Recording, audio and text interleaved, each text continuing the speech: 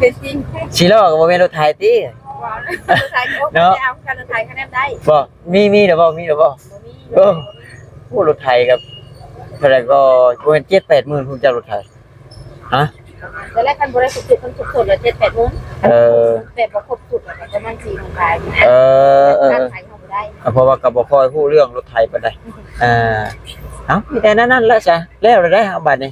ไปหากินข้าวกินน้ำก่อนบัดนี้ขอบมุกขอบใจทั้งนี่เพิ่นล่ะเนาะ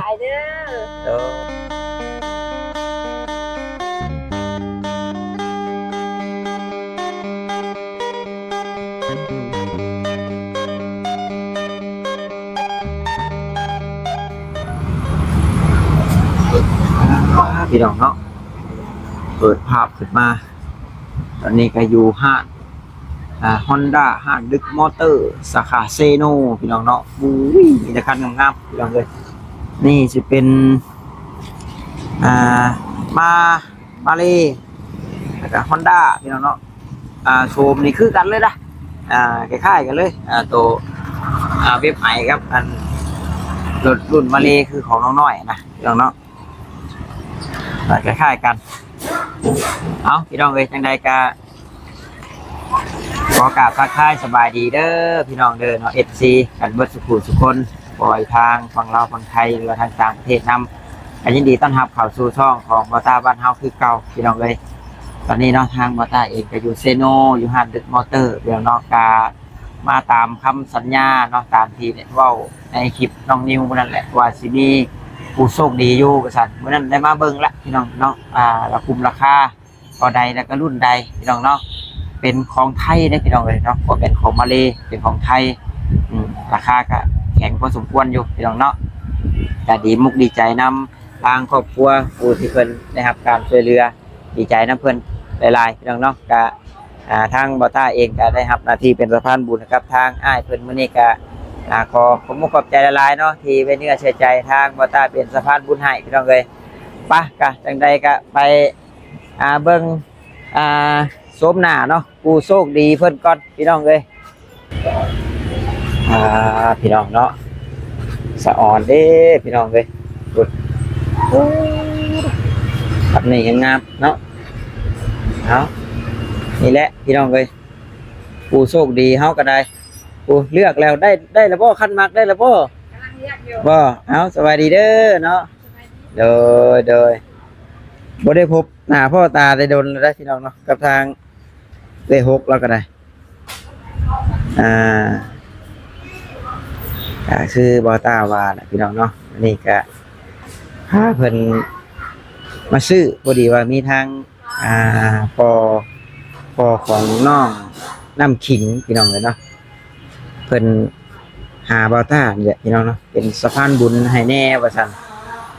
พาลูกสาวเนาะมาเลือกมาซื้อรถถ้าเป็นสีแดงว่าเอาไปคัดก็แล้วท่านใดก็งามไปเบิดแล้วเนาะแล้วเฮ้ยท่านมาเห็นงามมันจะมาคือเลือกได้นี่มันออกจากหมู่พุ่นแหละออกจากหมู่หลายครั้งเนาะ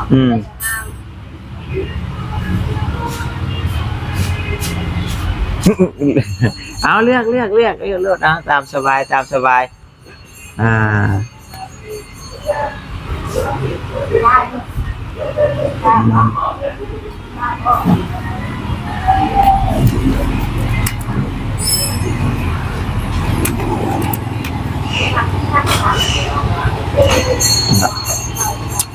อันนี้ตัวนี้ตัวท็อปเลยเนาะเลยตัวใหญ่เลย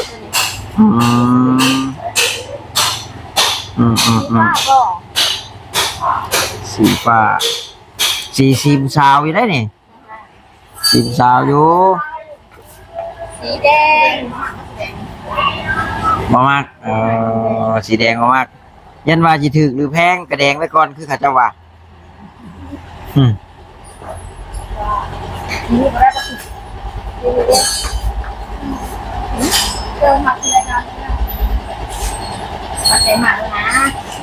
ตามใจเจ้าของได้ไอ้เพื่อนว่าตามใจเจ้าของเด้อป่ะฉัน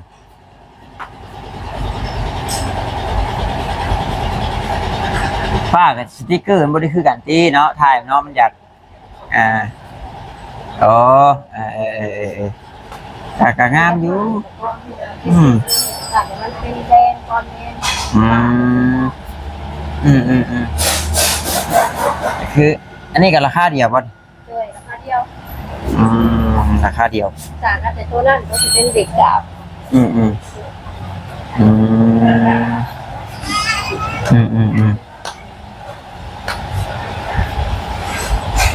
ตัวมีตัวนั้นอัน47,000เนาะ47,000อันนี้50,000พี่น้องเอ้ยรถให้เด้อพอได้ค่าน้ำมันลึกเลย2,000 บาทถ้าว่าคือแบบเป็นอย่างก็เพิ่นว่ามีผู้พามาส่งมาซื้อนี่มันต้องขึ้นอีกป่ะราคาขึ้นอีกถ้าว่าเอาได้จำนวน 2,000น่ะก็แม่นกันอยู่ได้52,000แล้วเนาะถ้าเฮาบ่เอาแบบ52,000รุดได้51,000แต่ประมาณจับซื้อ50,000บ่เอาดอกซะพี่น้องเอ้ยเนาะเบิ่งซื่อแล้ว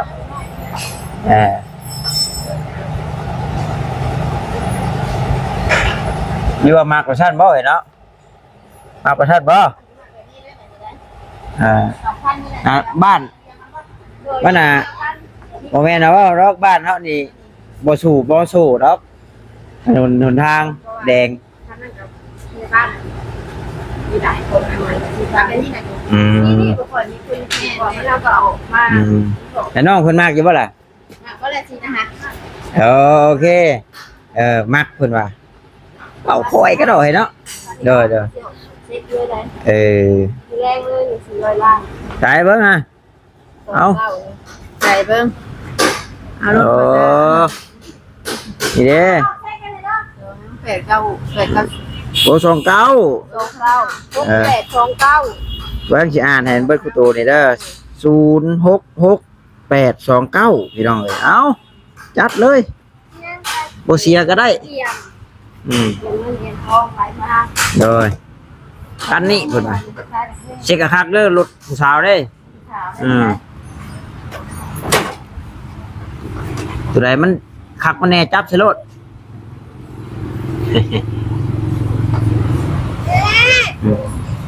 ไปไอ้6เนาะพุ่นแหละไปบอลจ่ายเงินพุ่นแล้วเฮาฮะไปแล้วไปเดี๋ยวสิ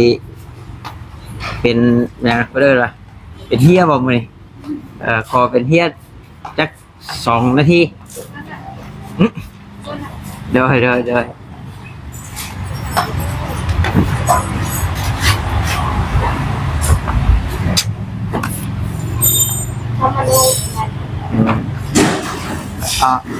สัมมโนบ่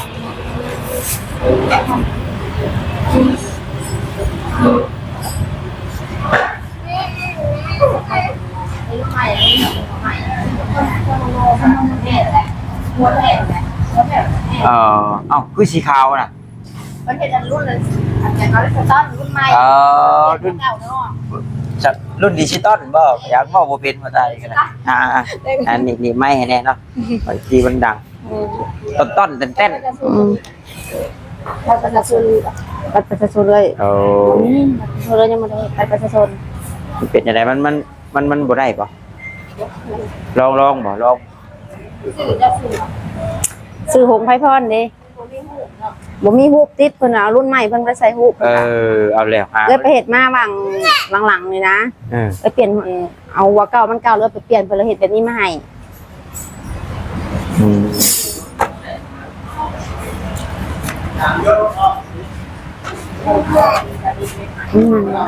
เพิ่นลองใช้มันก่อนสิได้บ่แต่ปกติต้องมีฮูบนะบ่เพิ่นว่ารุ่นใหม่เพิ่นบ่ได้ติดฮูบใดจังว่านี่แหละเฮ้ยจะเพิ่นว่าได้จังว่าได้แม่นลองเบิ่ง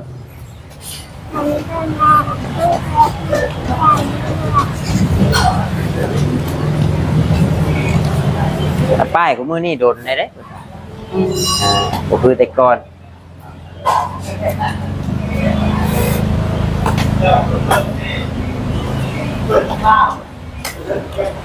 50,000 ถ้วนเลยป่ะ ชัว แม่บนโต๊ะแม่บนยายแล้ว แม่นน้ำหอยข้าวช้อน แม่บนยายแล้วมอง โอ้ยก็จะนั่งลูก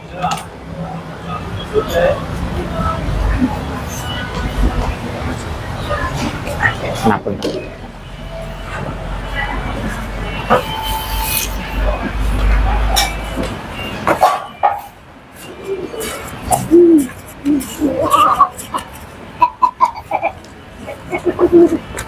พาคนนี้แหละพี่น้องเนาะมาซื้อกัน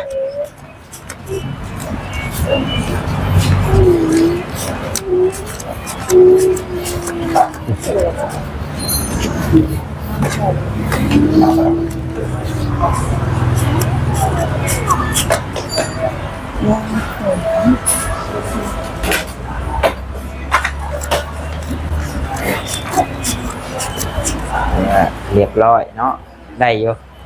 ท่านแจงหมอกอยู่ยันว่าโอ้ยบ่ได้เด้อ ได้คันมีปัญหาคันบ่ได้แล้วเพิ่นให้โทรหาเพิ่นก็ได้เพิ่นเป็นตำรวจได้มันเอ้ยนี่ค่ะ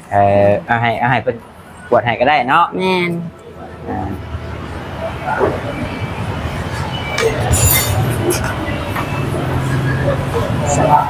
ก็อยู่บ้านไหน เป็นแฮดเมืองสันนี่เด้ไอ้เป็นแฮดเมืองไซบุรีอะไรว่านั่น เพื่อนบ้านอยู่ใช่เดี๋ยวอยู่ที่ อ่า ผมซื้อตัวของเก่า เนาะ ประเทศรุ่นใหม่เพิ่นยังบอกว่าเอ้ยอยากได้รุ่นเก่าเพิ่น ไปก็ได้ยินอยู่เพิ่นเว้านะแต่ว่าน้ำบ้านน่ะบ่ทันเฮ็ด ได้ยินอยู่ ระบบมา เปลี่ยนระบบใหม่นะ เก็บไว้ก็ต้องเพิ่มหน่อยเพื่อน แม่นเลย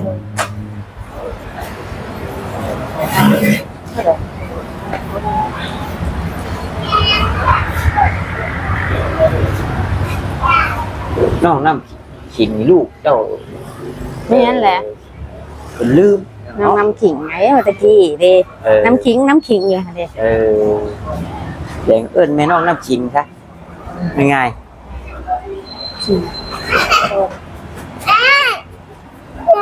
ตักก็ไหน ให้นาง ๆเท่าแล้วก็ยังนั่ง นางเราขิงไปใส่แล้วบ้านี่นะดู ไม่สำคัญแน่ มาเตะสิให้ขิงขายลูกนะสักบาทขายก็ได้แล้วว่าพอ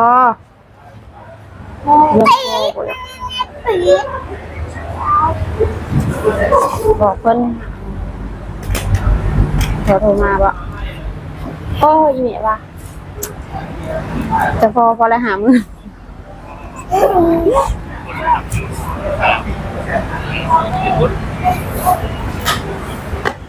ทำเนื้อมันดีเลย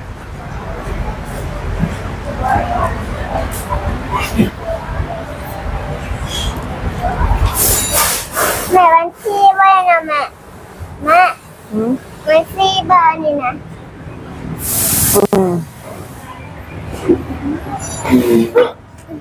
ก็อันนี้ก็เป็นแกะ ขอเบอร์หน่อยเบอร์โทรศัพท์ เบอร์โทรศัพท์ 967เขียนใส่รถเอาจะบอก 967 53059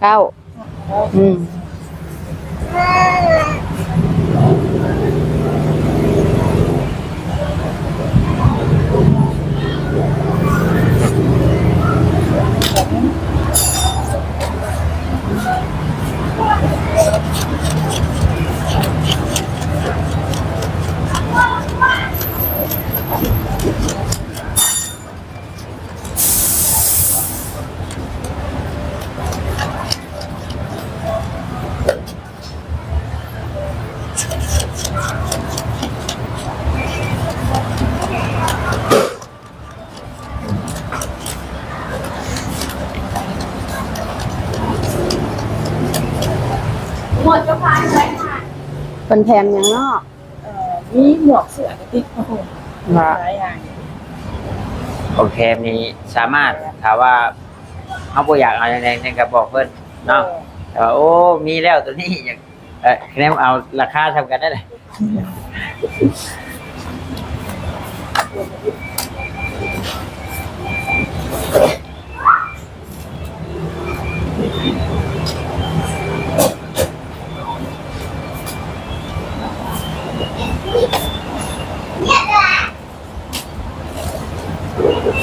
อั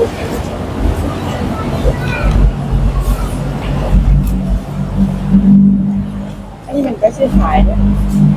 แล้วซื้อขายราคาห้าจ้ะรุ่นเหลืองประมาณ3 เดือนหา4 เดือนได้ซาสุดใน4 เดือนรุ่นเหลืองจะได้ก่อนป้ายป้ายได้ทีหลังรุ่นเหลืองมาโทรหาเลยหรือว่าโทรมาถามห้านก็ได้เงินเยอะ พอแล้วเห็นโทรไปฮอดตรงนี้เลยเอื้อนสิเอื้อนสิมาเอาโทรไปเอาเอง ประมาณ4 เดือนซาสุดหัวสมิธ 4 เดือนเนาะไอ้มันไปชิงโซ่เลยทาทีทำในรุ่นของเด็กนี่นะคะ ไอ้ที่โชคบ่นี่ เดี๋ยวใส่หมดเลยก่อนเรื่องก่อนสลับ มาโจกบ่ถึก โตถึงอีกได้คัน ไหนบอกโทรมา เดี๋ยวโทรแล้วระวัง เห็นบ่จิตไปซื้อรถยังได้ซอยคำแล้วได้ซอยคำนี่ก็มีเราอีกกายที่แล้ว โชคนะเฮงอย่าเฮงเด้ แม่เอาหน้าออกข้างหลังมันนี้ อุ้มเรื่องมาเลยเอาไปเป็นตัวนี้มายืนเอาได้แล้วเพื่อนเพื่อนไทยหมดเลยขอบใจ ถือไว้แม่โทรศัพท์ถือโทรศัพท์นี่ได้ใช่ไหม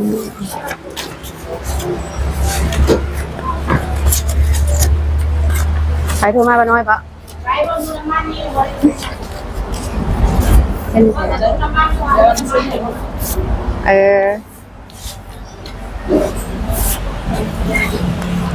หมอนี่ว่าจะเป็นเงินกีบเท่าไรได้หมดนี่เนาะ บ่อยไปละ เปล่า100ปลายลาด นี่บ่ เลย CPX แล้ว174,000บ่ 147,000 147,000ขนาดปลายมันก็ทำบ่นั้นคันนึงแล้ว 7ไปแล้วซื้อรถเว็บไทยได้2-3คันแล้วเนาะ 50,000เป็นเงินกี่บ่ไหลเลยลี รู้สึกเลยโอ้ยเนาะ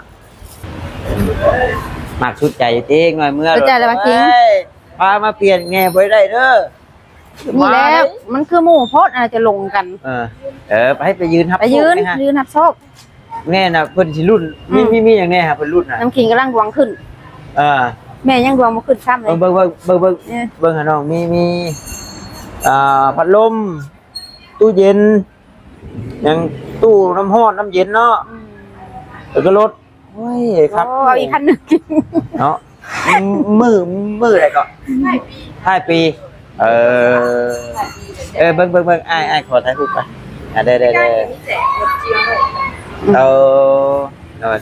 ยผู้เด้อสาววันจันทร์ถ่ายไปได้ไปยืนถ่ายไปแต่แม่พวกค่ะว่าบ่ยากนะเลยหิมะยืนกลางนี่จังเห็นนี่ยืนมากนี่ไปเด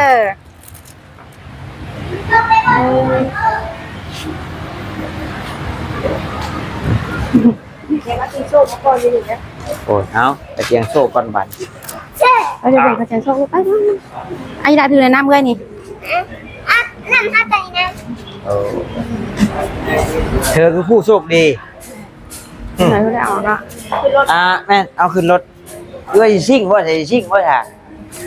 ว่าบ่ไอ้ซิ่งแล้วบ่ว่าได้กะ อันเดทีก็คือ ว่าสิอัด3แล้วบ่นี่ว่าดอ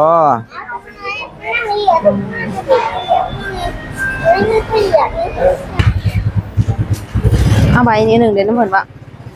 ไป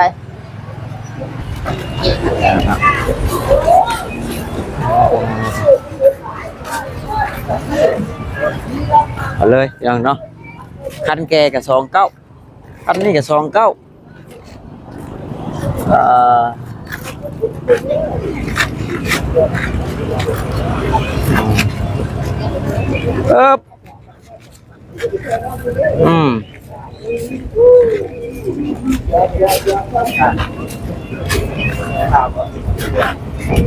ย่ำมัดให้ก่อนเลยคือบาตาว่าแหละน้องพี่น้องเนาะพาเพิ่นมาซื้อพี่น้องเนาะ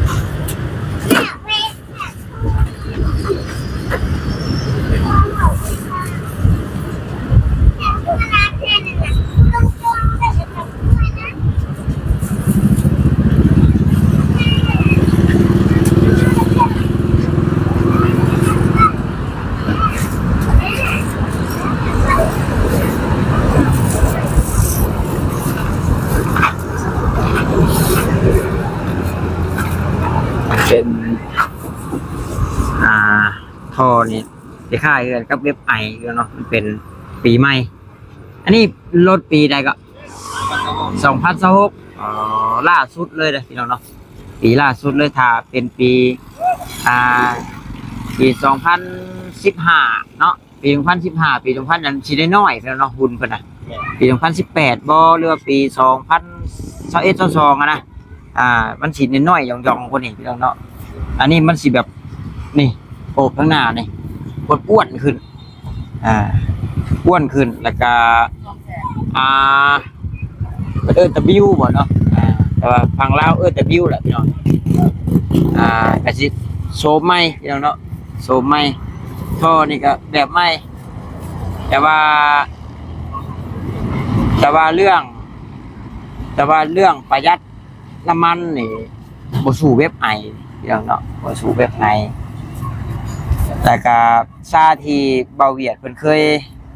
เพิ่นมีทั้งรุ่นเก่ารุ่นใหม่เด้เพิ่นว่ารุ่นเก่าสิประหยัดกว่าคือว่าเป็นน้ำแต่มันจักมันใหญ่ขึ้นบ่รู้ว่าแบบใดก็บ่ฮู้ละพี่น้องเนาะ กับผู้ใช้ผู้มักว่ารุ่นนี้ถือว่านิยมสุดแหละในลาวเนาะเว็บไอเว็บไทยพี่น้องเอ้ยมันทนต่อกับสภาพแวดล้อมที่เฮาอยู่นะเฮาอยู่ในหัวไร่ไปนาอย่างขี่ไปไร่ไปนาน้ำถนนหนทางที่ว่ามันขรุขระพี่น้องเนาะมันมีลุยตมลุยโค่นนะลุยตมกี่พงแล้วมันตอบโจทย์ดีกว่าพี่น้องเอ้ยแหละครับแหละ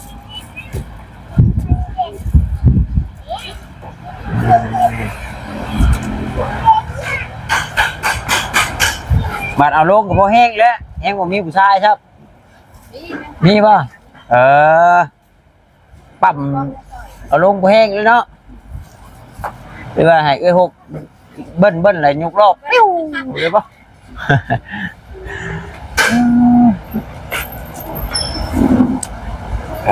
เพิ่นประกันจักปีจักเดือนถามเลยว่าดูไม่ไหวมันเปลี่ยนนะชาเคยถามนั่นประกันแต่ว่าอะไรมันเขาได้ซื้อใช่เองเพิ่นแนะนำอยู่จะเป็นอย่างไร2,000แม่นครับแต่ว่าค่ามือค่าอย่างผมไม่ไล่สินะนี่โยใช้ฉับนั่นเด้มาว่าเราถีบหน่อยนะเอาว่าซื้อให้เอาว่าผมรู้ว่าอยากได้ซื้อให้เงินเรืออยู่ดิเป็นยังเรืออยู่ดิตำบอเอาแล้วบ่ซื้อได้ให้แม่ฮกซื้อกินนมได้มีใครยุ่งเขาเอาเพิ่นมีแหละเนาะเอาเงินไปซื้ออย่างอื่นเถอะ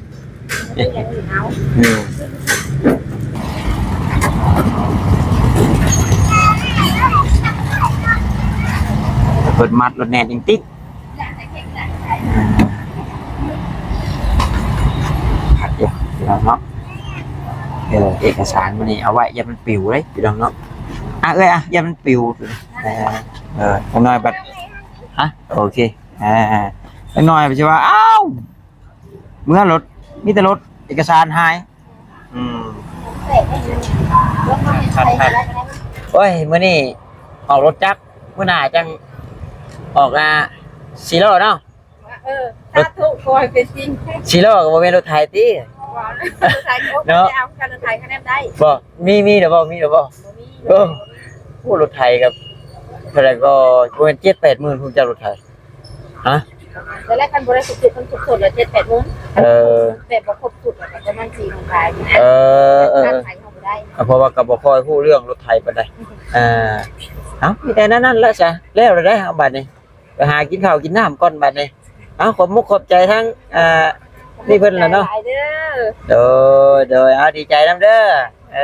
เพิ่นเฮงได้พี่น้องเนาะเด็กได้มื้อนี้เพิ่นสิชื่อตัวใดก็สิเอานำเพิ่นตัวนั้นแหละมื้อนี้เพิ่นดวงขึ้นโอเคพี่น้องเนาะคือว่าในการซื้อรถซื้อล่างก็สำเร็จเสร็จสิ้นไปแล้วพี่น้องเนาะก็ขอกราบขอบมุกขอบใจขอบคุณทางให้เพิ่นหลายๆเด้อเนาะที่ไว้เนื้อเชื่อใจทางบ่ตาเป็นสะพานบุญในครั้งนี้เนาะก็ขอให้ทั้งอยู่ดีมีแห้งร่ำรวยเงินทองปราศจากโรคภัยไข้เจ็บไปเหนือลงใต้ไปใกล้ไปไกลก็ขอให้ผู้พระผู้เจ้าคุ้มครองขอให้มีแต่คนหักคนแพงเนาะกดเจ็บแต่สุดใดความไข่อยากให้มีเนาะขอให้ ลงกลุ่มเงินกลุ่มทองพี่น้องเอ้ยสาธุเนาะแล้วก็รวมถึงพ่อแม่พี่น้อง FC ที่เข้ามาเบิ่งมาชมเนาะแล้วก็กดขับโฆษณาก็ให้ได้บุญได้กุศลนํกันหลายๆเด้อเนาะราคารถก็50,000ถ้วนเลยพี่น้องเนาะ50,000ถ้วนเลยราคารถเพิ่นก็ได้ก็โอเคท่านพี่น้องเอ้ยเนาะเดี๋ยวทางบ่ต้าก็สิพาเขาไปพบเพิ่นไปกินข้าวกินน้ำก่อนพี่น้องเนาะจังค่อยมาส่งเพิ่นพี่น้องเอ้ยตอนนี้ได้พี่น้องเนาะหน้าที่บ่ต้าเองก็ได้เพราะว่าซุมเอื้อยเพิ่นก็บ่อยากนั่งรถโดยสารลงมาสินะแล้วก็ถ้าสิให้ซื้อแล้วพาเพิ่นให้เพิ่นขี่ขึ้นไปเองก็มันคือบ่คักเนาะพี่น้องเนาะเพราะว่าตามหลักมันก็รถใหม่บริษัทบ่อยากให้ขี่มือเองมาเองสินะเอากลับมาส่งเพิ่นก่อนซั่นโอเคเด้อพี่น้องเด้อสบายดีพี่น้องเนาะแล้วก็ขอบใจทั้งอ้ายเพิ่นหลายๆให้ค่าน้ำมันน้ำอีกเนาะพี่น้องบ๊ายบาย